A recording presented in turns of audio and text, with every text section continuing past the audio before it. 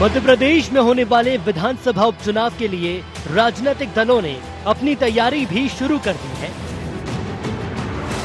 एक तरफ जहां सत्ताधारी दल बीजेपी कांग्रेस सरकार की किसान कर्ज माफी समेत अन्य वचनों के पूरा होने की बात जनता तक पहुंचाने के साथ ही विकास के मंत्र जनता को बता रही है, तो वहीं अब कांग्रेस भी मिशन 28 का रण फतेह करने की राह आसान करने के लिए नए प्लान के साथ जनता के बीच जाने की तैयारी में है। इस प्लान का नाम कांग्रेस ने गुरिल्ला प्लान दिया है। गौरतलब है कि छत्रपति शिवाजी महाराज ने मुगलों को देश से भगाने के लिए गुरिल्ला युद्ध किया था और अब कांग्रेस भी इस प्लान के सहारे सत्ता के सिंहासन तक पहुंचना चाहती है। उपचुनाव की तैयारियों में जुटी बीजेपी कांग्रेस नए नए एक्शन प्लान के जरिए जीत की राह आसान करने की कवायद। बीजेपी के एक्चुअल, वर्चुअल और संवाद प्लान के बाद कांग्रेस ने बनाया नया प्लान। बीजेपी को बैकफुट पर लाने कांग्रेस ने तैयार किया प्लान। छत्रपति शिवाजी महाराज के गुरिल्ला युद्ध की तर्ज पर कांग्रेस का गुरिल्ला प्लान। विधानसभावार बीजेपी नेताओं की घेराबंदी करने की कांग्रेस की तैयारी। वक्त है बदलाव के नारे के साथ 2018 की तर्ज पर कांग्रेस दोबारा से उपचुनाव के रण में जीत हासिल कर सत्ता में कमबैक करना चाहती है। यही कारण है कि कांग्रेस सत्ता के सिंहासन तक पहुंचने के लिए साम दाम दंड भेद के साथ ही अलग अलग प्लान के जरिए अपनी राह को आसान करने में जुटी है। और उसी में से एक कांग्रेस का गुरिल्ला प्लान है, जिसको लेकर कांग्रेस नेताओं का कहना है कि गुरिल्ला प्लान के जरिए हम बीजेपी के चाल, चरित्र और चेहरे को उजागर करेंगे। इधर बीजेपी कांग्रेस के गुरिल्ला प्लान को लेकर चुटकी लेते हुए नजर आ रही है। बीजेपी का कहना है कि छत्रपति शिवाजी को न मानने वाली कांग्रेस अब चाहे कोई भी प्लान तैयार कर ले, लेकिन जनता उनके झांसे में आने वाली नहीं। छत्रपति शिवाजी महाराज की गुरिल्ला नीति थी युद्ध जीतने के लिए। कांग्रेस पार्टी जो है उसी तरह की योजनाओं को लेकर सामने आ रही है। जो गद्दार लोग गए हैं और इनके भ्रष्टाचार की कहानियां, इनके कामों की कहानियां, ये क्या क्या काम लेकर सरकार के पास आते थे, वो सारी कहानियां हम उसी क्षेत्र में जाकर बताएंगे ताकि जनता को इनका असली चेहरा पता रहे। झूठ और पाखंड और आडंबर की राजनीति करते करते 15 साल हो चुके हैं। अब उन्हें सच पर लौटना पड़ेगा। मजबूर कर देगी कांग्रेस। छत्रपति शिवाजी ने का नाम लेने का भी अधिकार कांग्रेस के नेताओं को नहीं है। कांग्रेस जिस प्रकार से उथली और छोटी राजनीति करती है, उसमें ऐसे महापुरुष का नाम लेना भी उनको गवारा नहीं। उपचुनाव का रण फतेह करने के लिए राजनीतिक पार्टियों द्वारा तैयार किए जा रहे नए नए प्लान से ये अंदाजा आसानी से लगाया जा सकता है कि उपचुनाव का मुकाबला बेहद दिलचस्प होने वाला है। ऐसे में देखना ये अहम होगा कि किस पार्टी का प्लान कारगर साबित होता है और किसका फ्लॉप, ये तो आने वाला वक्त ही बताएगा। Bureau report IND 24।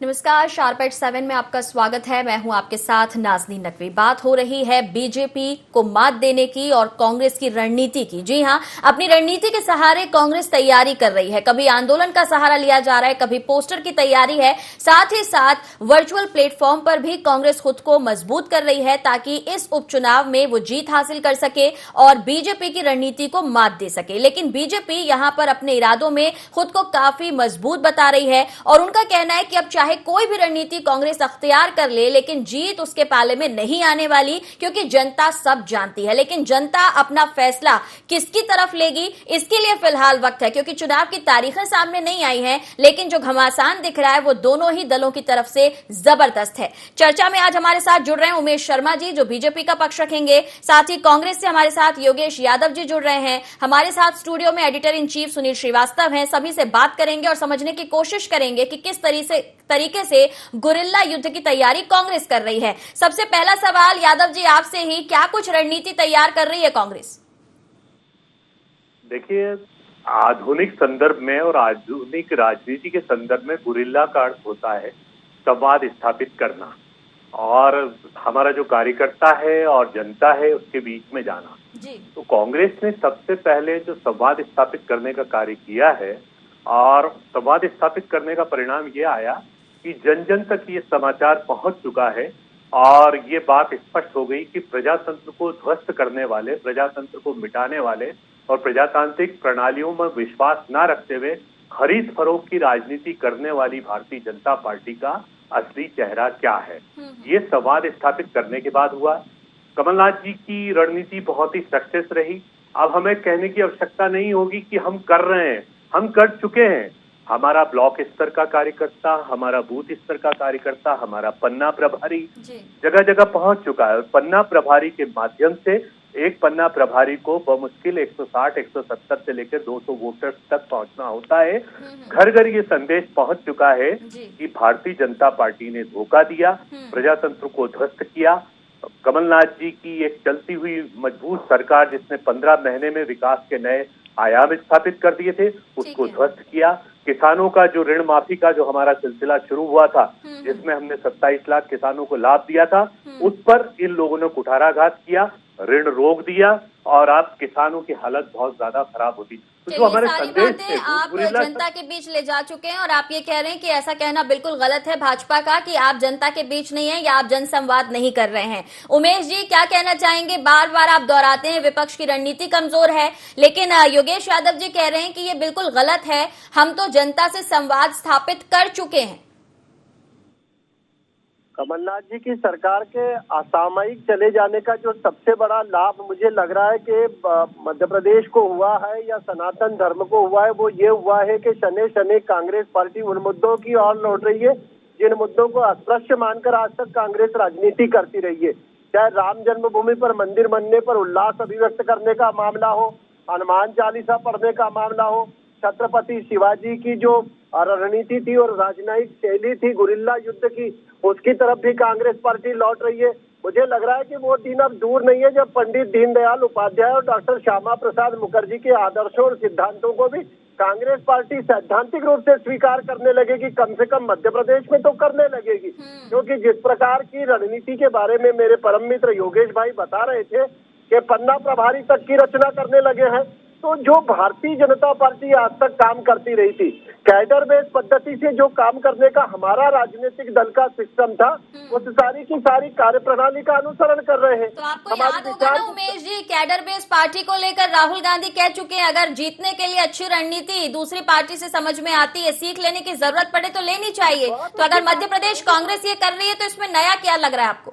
नहीं, मैं तो आदरणीय, मैं स्वयं भी तो प्रसन्नता व्यक्त कर रहा हूँ। मैं स्वयं भी इस बात के लिए योगेश जी को धन्यवाद दे रहा हूँ, माननीय कमलनाथ जी का धन्यवाद अभिव्यक्त कर रहा हूँ। जहाँ तक भारतीय जनता पार्टी का प्रश्न है, भारतीय जनता पार्टी जो है वो ढोल पीटने में विश्वास नहीं करती है। भारतीय जनता पार्टी का कार्यकर्ता केवल चुनाव के कालखंड में जनता के बीच में नहीं जाता है। भारतीय जनता पार्टी केवल चुनाव के बादलों को मंडराता देखकर छाता नहीं खोलती है। भारतीय जनता पार्टी का कार्यकर्ता बूथ इकाइयों पर काम करता है। हमारी जो संगठन की रचना है, हमारे पास बूथ केंद्रित इकाइयां है, हमारे पास नगर केंद्र है, हमारे पास ग्राम केंद्र है, हमारे पास जिस पेज प्रभारी की बड़े भाई योगेश यादव जी बात कर रहे थे, इस पेज प्रभारी की रचना भारतीय जनता पार्टी के संगठन ने आज से 15 वर्ष पहले कर ली थी, और वो काम बहुत नीचे तक हो गया है।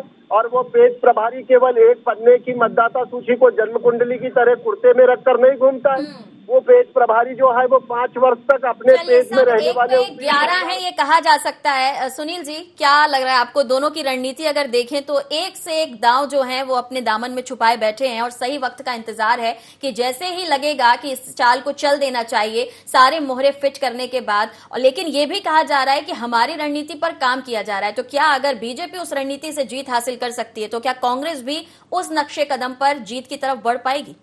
देखिए, अगर हम रणनीति की बात करें, रणनीति एक बार कारगर साबित हो सकती है, बार बार नहीं, क्योंकि अगर रणनीति एक बार किसी चुनाव में उपयोग की जाती है उसका लाभ दूसरे चुनाव में मिलना या उस रणनीति का सफल होना उतना कारगर साबित नहीं हो सकता।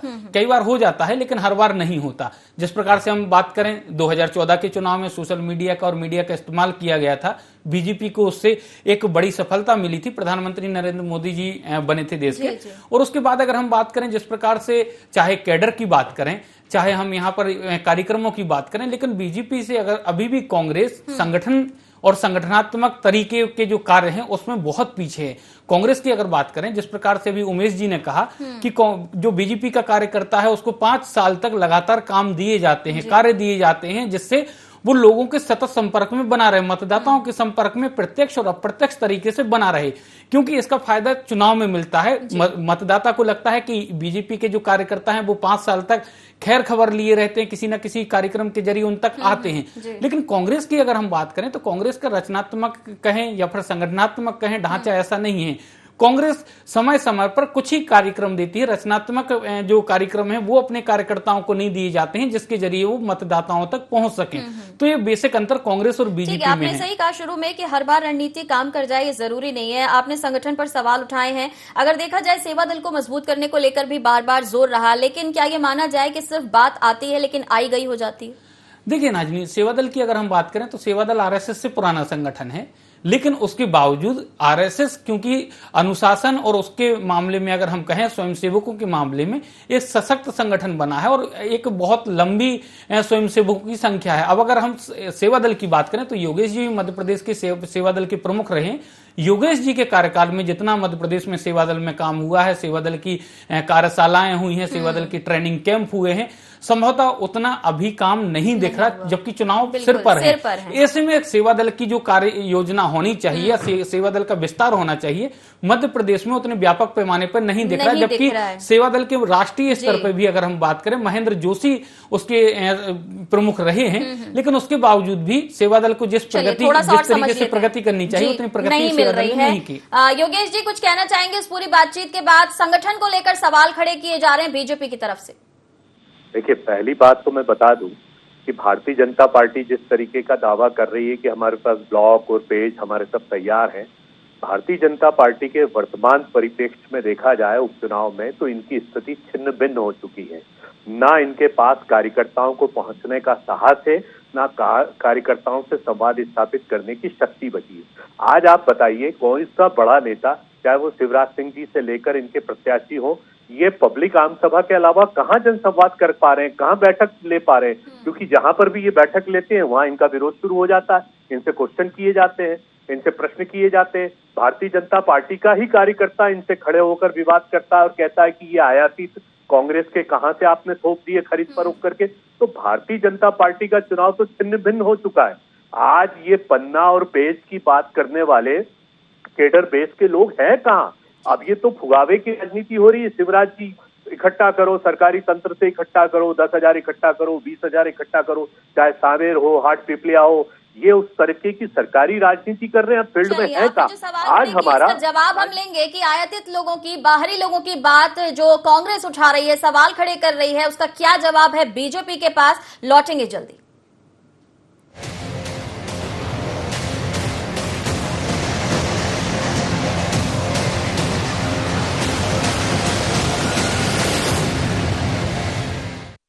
बाबा इलायची को जैसे ही चखा तो लगा कि लाइफ के हर टेस्ट में होना चाहिए प्लेजर।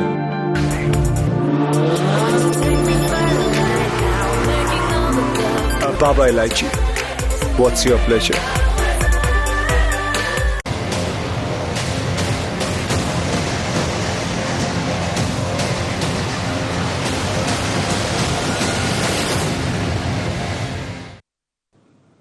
ब्रेक के बाद एक बार फिर से स्वागत है। बात कर रहे हैं गुरिल्ला रणनीति की जो कांग्रेस ने तैयार की है। विपक्ष लगातार मजबूत होने का दावा कर रहा है, लेकिन सवाल यहां पर खड़े भी किए जा रहे हैं। उमेश जी, आपने सुना योगेश जी का कहना है कि बाहरी लोगों को मौका दिया जा रहा है, इसकी वजह से अंदरूनी कलह सुनाई दे रहा है। मुझे लग रहा है कि योगेश जी को इस प्रश्न पर तो कम से कम एक उंगली उठाते वक्त ये ध्यान रखना चाहिए कि 4 उंगलियां उनकी तरफ भी मुड़ी दिखाई देगी। मुझे नहीं लगता है कि कांग्रेस पार्टी के अभी तक जितने टिकट इस उपचुनाव में घोषित हुए हैं वो सारे कांग्रेसी हैं। सारे उसमें भी बहुत सारे ऐसे जो आयतीत है, सतीश सिकरवार जी को ले ले या चूंकि समय कम है, जितने आपके इन्होंने उम्मीदवार घोषित करे हैं, आप सारे उम्मीदवारों की जन्म कुंडली उठाकर देख लीजिए कि उनकी पृष्ठभूमि क्या रही है। क्या वे परंपरागत रूप से कांग्रेस पार्टी के रहे? एक तो ये बात, और दूसरी बात योगेश जी को मैं आग्रह करना चाहूंगा कि भारतीय जनता पार्टी के संगठन की कार्यपद्धति को समझना बड़ा दुरूह है। अगर ज्योतिरादित्य सिंधिया जी और शिवराज जी कहीं पर सभाएं कर रहे हैं तो ये उनको पार्टी ने दायित्व सौंपा है, वो अपने काम का को परिणति में बदल रहे हैं। और जिनको संगठन का काम करना है वो संगठन का काम प्रदेश अध्यक्ष जी के जिम्मे होता है, संगठन का काम हमारे प्रांत के संगठन महामंत्री सुहास जी के जिम्मे होता है, प्रदेश का जो हमारा संगठन है वो संभाग संगठन मंत्री संगठन का काम करते हैं। तो भारतीय जनता पार्टी में कार्यकर्ताओं से संपर्क, संवाद, उनके प्रवास तय करना, उनकी कार्य उपयोगिता तय कराना, ये भारतीय जनता पार्टी में पार्टी का संगठन करता है। तो शिवराज जी का काम शिवराज जी कर रहे हैं, ज्योतिरादित्य जी का काम ज्योतिरादित्य जी कर रहे हैं, और संगठन का काम जिनके जिम्मे है वे संगठन का काम बखूबी कर रहे हैं। अब वो अपने हो चुके हैं, आपकी पार्टी के हो चुके हैं, और जो कहा जा रहा है वो किया जा रहा है। योगेश जी, आपका सवाल जो है जायज नहीं लग रहा है यहाँ पर उमेश जी को? उनका कहना है संगठन जो कहता है वो किया जा रहा है। नहीं, देखिए, मेरा प्रश्न ये है कि संगठन जो करता है तो दिखना भी तो चाहिए। सुनील श्रीवास्तव जी स्वयं फील्ड के व्यक्ति हैं और एक प्रखर पत्रकार हैं। आप बताइए कि भारतीय जनता पार्टी फील्ड में है कहाँ, किस क्षेत्र में आप जाइए। अभी तो ये विरोधाभास इतना ज्यादा इस पर स्थापित हो गया है कि जहां पर भी ये जा रहे हैं, शिवराज सिंह जी को सुनने को मिल रहा है, ज्योतिराज सिंधिया जी को सुनने को मिल रहा है, लोग मंच के नीचे से चिल्ला रहे हैं, काले झंडे बता रहे हैं। और ये कितनी बड़ी विसंगति है कि भारतीय जनता पार्टी अपने जिनको ये लेकर खरीद कर गए उनके टिकट की अधिकृत घोषणा भी नहीं कर पा रहे हैं। अजी भारतीय जनता पार्टी की आप हालत देखिए, कितनी फिसड्डी पार्टी हो गई है कि अधिकृत घोषणा में भी शिवराज सिंह जी को डर लग रहा है कि कहीं बगावत ना हो जाए।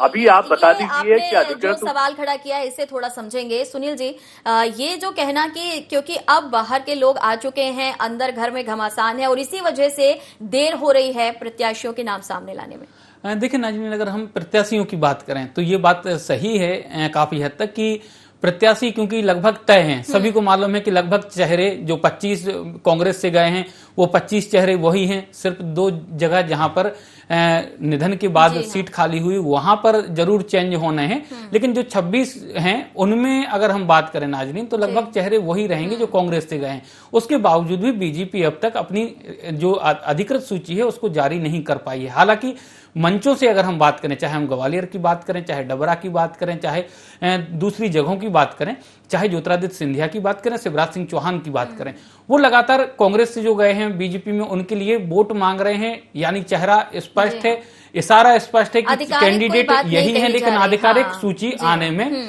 मेरे ख्याल से जब बीजेपी कल निर्वाचन आयोग की तरफ से चुनाव प्लान डिक्लेयर हो जाएगा उसके बाद ही शायद बीजेपी ये पत्ते खोले या सूची जारी करे। या फिर एक वजह और हो सकती है कि बीजेपी चाह रही थी कि कांग्रेस की तरफ से सारे पत्ते खुल जाएं, उनके कैंडिडेट डिक्लेयर हो जाएं उसके बाद, क्योंकि 24 कैंडिडेट कांग्रेस ने डिक्लेयर कर दिए हैं। 4 को लेकर अभी थोड़ा सा पैंच फंसा हुआ है, उस पर भी चर्चा चल रही है कि किसी उम्मीद में है कांग्रेस कि शायद अभी भी कुछ बीएसपी यहाँ पर बीजेपी के कुछ लोग आए, एक बड़ा चेहरा आ जाए जो टक्कर दे सके। उमेश जी से पूछ लेते हैं। उमेश जी, क्या लगता है जो मामले लेकर बात कर रही है कांग्रेस की, आपके घर में घमासान है इस वजह से आप थोड़ा डर रहे हैं, हिचकिचा रहे हैं, हमने पहले ही चेहरे सामने कर दिए, ये बार बार कहा जाता है कि कांग्रेस में नीति नियत ठीक नहीं है, नेता ठीक नहीं है, इस वजह से बहुत ज्यादा देरी हो जाती है, लेकिन इस उपचुनाव में देर नहीं हुई है कांग्रेस की तरफ से, कुछ कहना चाहेंगे इस पर? नहीं, भारतीय जनता पार्टी के भीतर तो ना किसी प्रकार का असंतोष है, ना किसी प्रकार का घमासान है, स्पष्ट दिखाई दे रहा है। और जैसा सुनील जी ने कहा, मैं उनकी बात से 100% सहमत हूँ।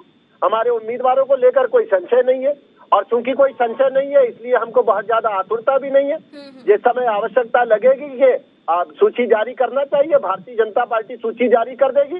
इस समय भारतीय जनता पार्टी की प्राथमिकता ये नहीं है कि हम अपने उम्मीदवारों के नाम तय करें। इस समय भारतीय जनता पार्टी की जो प्राथमिकता है वो ये है कि नीचे तक भारतीय जनता पार्टी का कार्यकर्ता जो पिछले 5 वर्ष से या हमेशा काम करता रहा है, वो सारा का सारा कार्यकर्ता जिस मुस्तैदी के साथ काम कर रहा है, चूंकि चुनाव घोषित होने के बाद आचार संहिता लग जाती है, तो इस समय हम जितने प्रकट कार्यक्रम कर सकते थे, इस समय हम जितने शिलान्यास के कार्यक्रम लंबित थे, इस समय जितने भूमि पूजन और लोकार्पण के कार्यक्रम लंबित थे। चलिए एक सवाल और है उमेश जी आपसे मेरा, 2018 के विधानसभा चुनाव से पहले जब आप सत्ता संभाल रहे थे, तब बार बार ये कहा जाता था कि विपक्ष जो है वो नजर नहीं आता है, विपक्ष को अपनी आवाज बुलंद करनी चाहिए, उसे सामने आना चाहिए, विपक्ष शून्य हो गया, इस तरीके की तमाम बातें थी। लेकिन अब 15 महीने कांग्रेस ने सरकार संभाली, अब उपचुनाव सामने है, बहुत कांटे की टक्कर का होगा, दिलचस्प मुकाबला होगा, कांग्रेस जीत के भी दावे कर रही है। विपक्ष में रहते हुए अब आपको कांग्रेस पहले के मुकाबले कैसी लग रही है? क्या आपको लगता है कि टक्कर होगी, बराबरी का मुकाबला होगा? नहीं, चुनाव को भारतीय जनता पार्टी कभी भी अति आत्ममुग्धता में नहीं लेती है। चुनाव तो हमेशा कांटे का ही होता है, चुनाव टक्कर का ही होता है, और उसके पीछे का अभिप्राय ये होता है कि जो चुनाव में निर्णायक घटक होता है वो मतदाता होता है। अंततः जो जनादेश का निर्धारण करता है वो मतदाता करता है। हम अपनी ऑडिट रिपोर्ट प्रस्तुत करेंगे, कांग्रेस के मित्र अपनी ऑडिट रिपोर्ट रखते हैं, और आखिर में जो अंकेक्षक का काम करना होता है, जो मूल्यांकन करना होता है, वो मूल्यांकन मतदाता को करना होता है। तो किसी भी राजनीतिक दल का कोई अधिकार प्राप्त नहीं है कि वो आगे बढ़कर ये कहे कि निश्चित रूप से हम लोग निर्णायक रूप से आगे बढ़ रहे। अंततः अंतिम निर्णय चूंकि मतदाता को करना होता है, तो हम मतदाता का मन जीतने का प्रयास करते हैं। और इस समय जो वातावरण दिखाई दे रहा है भारतीय जनता पार्टी के पक्ष में है, एक सकारात्मक वातावरण पूरे मध्य प्रदेश में दिखाई दे रहा है, और कांग्रेस पार्टी जो है इसको अपने वचन भंग का जो दंड है वो भोगना पड़ेगा, चाहे किसानों की कर्ज माफी का वचन भंग हो, या बेरोजगारों से 4000 भत्ते का वचन भंग हो, या 51,000 रुपए। लौटते हैं योगेश जी, वही बातें की जा रही हैं जो 15 महीने पहले आपने की थी, जब आप सत्ता की तरफ देख रहे थे, आपको मौका मिला, लेकिन अब बार बार उसका जिक्र भाजपा कर रही है कि आपने वादा खिलाफी की। ऐसे में आप जो भी रणनीति बना रहे हैं उस पर भी सवाल खड़े हो रहे हैं, उसे भी अलग ढंग से, अलग चश्मे से देखा है और दिखाने की कोशिश की जा रही है। ऐसे में आपको क्या लगता है कि कांग्रेस जो कुछ कर रही है वो उसके पक्ष में कितना जा पाएगा? देखिए, कांग्रेस कोई दिखाने में विश्वास नहीं रखती है, दिखावट की राजनीति कांग्रेस के साथ नहीं है। कार्यकर्ता की प्रतिबद्धता और प्रजातांत्रिक तरीके से मध्य प्रदेश से हमें आदेश दिया गया था, जनादेश आज भी हमारे साथ है। ये तो भारतीय जनता पार्टी ने खरीद फरोख्त की है स्पष्ट है। आज यदि जनादेश की बात करें 2018 की, तो कांग्रेस आज भी अपने आप को बहुमत के आधार पर ही मानती है। भारतीय जनता पार्टी को बहुमत प्राप्त नहीं हुआ मध्य प्रदेश में, तो ये किसी मुगालते में ना रहे कि हमें बहुत ज्यादा। दूसरी बात ये मैं बता दूं आपको कि पहली बार बड़ी हास्यास्पद स्थिति नजर आ रही है। शिवराज सिंह की सरकारी घोषणाएं किए जा रहे हैं, लेकिन कितना हास्यास्पद है कि वो बोलते हैं भारतीय जनता पार्टी को वोट दो, कमल के चुनाव पर वोटिंग करो, लेकिन कहीं ना कहीं वो किसी भी प्रत्याशी को सामने लाकर खड़ा नहीं करते हैं कि आप कृपया इनको वोट दो। क्योंकि जिस दिन ये पार्टी का प्रतीक के रूप में जो व्यक्ति यहाँ से आयातित होकर गया वो भारतीय जनता पार्टी का प्रतीक बनकर सामने आएगा, तो आप विरोध का बवाल देख लीजिएगा कि जनता कितनी रुष्ट है। और ये हो रहा है। अभी सावेर की आम सभा की मैं स्थिति बताता हूँ। सावेर में शिवराज सिंह चौहान को जिस तरीके से वहां पर अपमानित होना पड़ा और कार्यकर्ताओं ने नारे लगाए हैं, ये आप अच्छी तरह जानते हैं। यही हाटपिपलिया में असर हुआ, यही जो विधानसभा की उपचुनाव की 16 सीट है चंबल और ग्वालियर संभाग की, वहां हो रहा है। यही सुर्खी में हो रहा है, सागर सीट में। तो आप ये देख लीजिए भारतीय जनता पार्टी की स्थितियां अभी है कहाँ, ये चुनाव लड़ने लायक है कहाँ। आप सरकारी नीतियों का प्रभाव करके, और मैं आपके लोकप्रिय चैनल के माध्यम से एक सीधा आरोप लगाना चाहता हूं निर्वाचन आयोग पर, इस पर भी आप बहस रखिए कि निर्वाचन आयोग को क्या आवश्यकता पड़ी कि वो 29 तारीख कहने लगे कि 29 तारीख को हम चुनाव की दिनांक घोषित करेंगे। इसका अर्थ है भारतीय जनता पार्टी को और भारतीय जनता पार्टी के मुख्यमंत्री को फायदा पहुंचाने की कोशिश की गई। क्या जरूरत थी कि सावेर में कांग्रेस जो है वो एक्शन ले सकती है, शिकायत कर सकती है और दरवाजा भी खटखटा सकती है। सुनील जी, अंतिम प्रतिक्रिया आपकी, आपने दोनों को सुन लिया है। योगेश जी कह रहे हैं कि अंदरूनी कलह आ सकती थी, इसलिए जो चुनाव और वोट मांगे जा रहे हैं उसमें प्रत्याशी को बीजेपी की तरफ से सामने नहीं लाया जा रहा है। लेकिन क्या वोट प्रतिशत की अगर हम बात करें और 2018 को और अभी उपचुनाव आने वाले उनको देखें, ऐसे में कांग्रेस जिस तरीके से काफी लबरेज लग रही है, उसका आत्मविश्वास काफी ज्यादा है, कैसे देखते हैं आप इसे? देखिए नाजरीन, क्योंकि मुद्दे हैं और कांग्रेस को ये उम्मीद है कि कांग्रेस ने जो 15 महीनों में किया, जो कमलनाथ जी ने कुछ बेहतर काम किए हैं जिनका परिणाम एक सकारात्मक रहा है, लोगों तक पहुंचा है, चाहे 100 रुपये बिजली की बात करें, दूसरे काम, तो कांग्रेस को अपने कामों पर विश्वास है। और बीजेपी की अगर हम बात करें तो 15 महीनों का जिस प्रकार से कह रही है कि कच्चा चिट्ठा जनता के सामने खोलेंगे, तो दोनों ही अपनी जगहों पर दोनों ही मजबूती के साथ खड़े हैं। हाँ, जरूर इतना जरूर है कि अब अधिकांशतः कई सीटों की अगर हम बात करें, चाहे ग्वालियर की बात करें या फिर सुर्खी की बात करें, कई ऐसी दिलचस्प यहां पर उम्मीदवार देखने को मिल रहे हैं कि जो कभी बीजेपी से लड़ते थे वो इस बार कांग्रेस से लड़ेंगे, और जो कांग्रेस से थे वो बीजेपी से लड़ेंगे। लेकिन इस बार मतदाताओं को भी एक नई चीज देखने को मिलेगी कि जो दूसरी पार्टी की या विपक्ष में रहते हुए जिसकी बुराई करते थे, आज उसी पार्टी की तारीफों के कसीदे पढ़ते नजर आएंगे मंचों पर।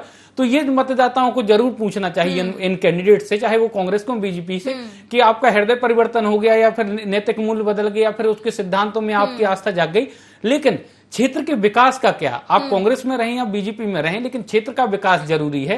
लेकिन मतदाता, क्योंकि इस बार, क्योंकि कई बार हमने भी तस्वीरें दिखाई हैं और यहाँ पर खबरें भी दिखाई हैं कि किस प्रकार से कैंडिडेट्स का विरोध हो रहा है, तो मतदाता शायद इस बार समझ गया है, मतदाता जागरूक हो रहा है और क्षेत्र का विकास जरूरी है या राजनेता का विकास हो रहा है, उस पर सवाल उठने चाहिए। तीनों का बहुत शुक्रिया। उमेश जी, आप हमारे साथ जुड़े, योगेश जी आपका भी बहुत धन्यवाद। तो देखना होगा कि बीजेपी भले कांग्रेस की रणनीति पर चुटकी लेती नजर आ रही हो, लेकिन कांग्रेस अपनी रणनीति को पुख्ता जो बता रही है, जनता के दरबार में किसकी रणनीति चलेगी और जनता किसको पसंद करेगी। फिलहाल शार्प एट 7 में इतना ही, दीजिए इजाजत, नमस्कार।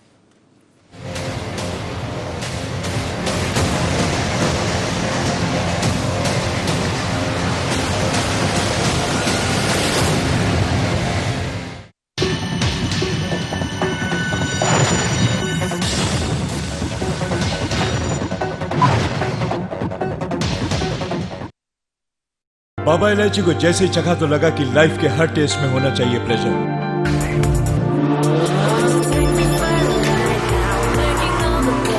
Baba Ilaichi, what's your pleasure?